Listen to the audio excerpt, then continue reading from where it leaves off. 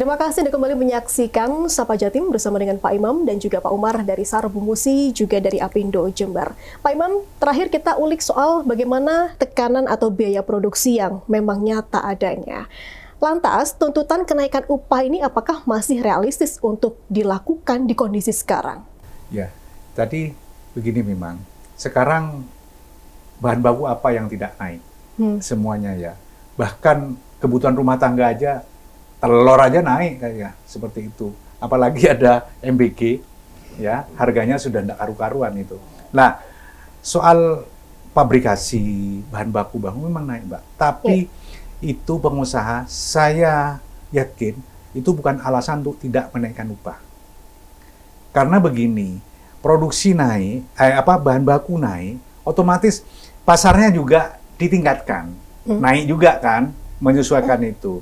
Nah, kalau upah itu sepanjang sekian tahun, saya di Dewan Pengaman sama beliau ini, belum ada yang turun, bahkan belum ada yang tetap, kecuali pada waktu COVID ya, itu tetap setahun ya, itu. Tapi kasihan melihat para buruh karyawan itu. Jadi artinya bahwa pengusaha itu tidak juga karpe dewe, wis pokoknya aku bayar sakini, cukup nggak cukup terserah gitu, enggak seperti itu juga. Tapi memang tidak sedikit perusahaan di Jember ini juga ada hal seperti itu, bahkan sampai ke PHK. Jadi inflasi itu menukik itu nyata ya Pak. Lantas nyata. Kira-kira masih realitanya apakah mungkin kan jika ada kenaikan upah? Oh, insya Allah Mbak. Jadi begini, kita kan walaupun bagaimana kalau sudah ada penetapan UMK, yang menetapkan gubernur, ya toh. Kemarin yang tahun kemarin aja sudah ada garis-garis yang tidak bisa harus diikuti oleh pengusaha, ya.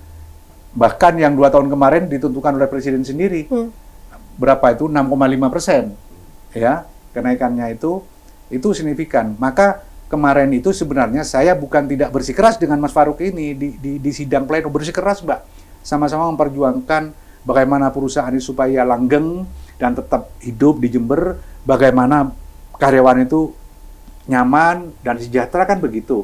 Itu hal yang lumrah. Walaupun memang pada ironinya UMK yang memang ada kenaikan, tetapi wajarnya UMK itu hanya untuk satu orang ya, individual. Tapi hebatnya di Indonesia itu hanya bisa untuk keluarga.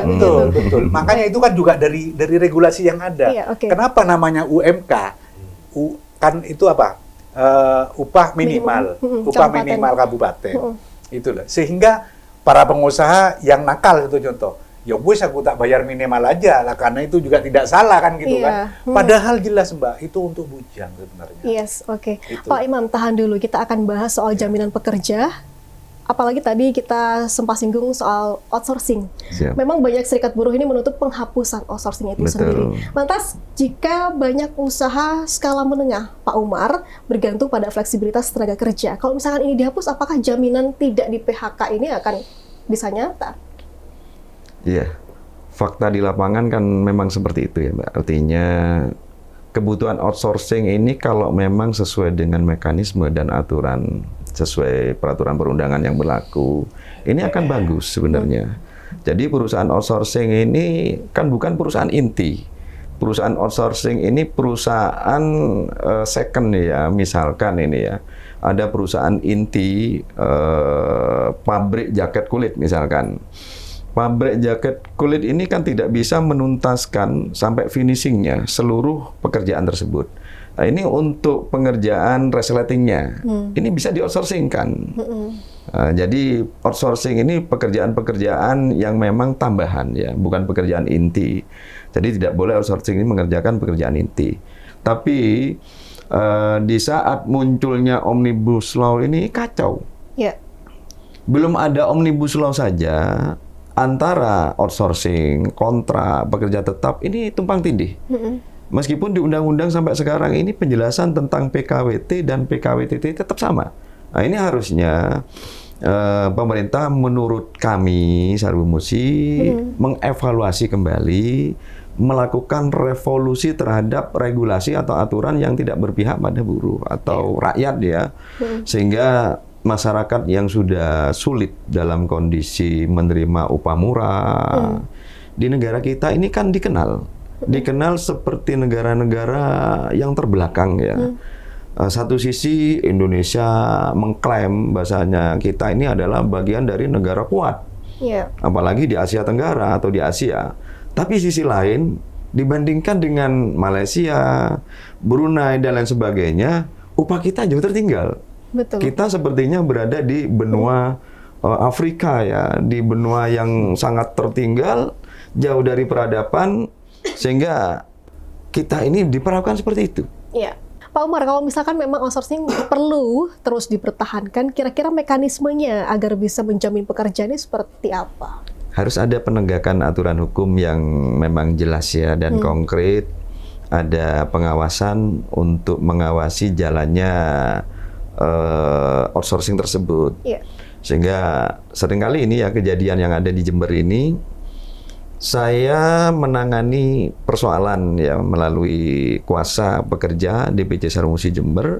Di saat ada penanganan tutupnya perusahaan ini tutup, kami melaporkan ke Disnaker tidak tahu perusahaannya di mana.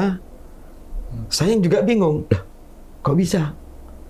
Berarti asumsi kami dari Sarumusi, kemungkinan perusahaan ini datangnya tidak memberikan izin atau tidak melakukan perizinan secara resmi, tutupnya pun tidak prosedural. Sehingga kami seringkali menyelesaikan persoalan ini secara internal ya.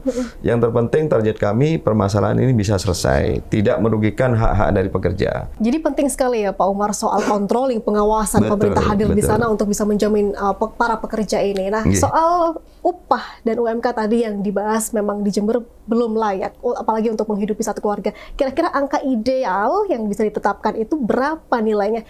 Dijawab di segmen berikutnya. Tahan dulu Pak Umar. Saudara, Sapa Jatim akan segera kembali usai jeda.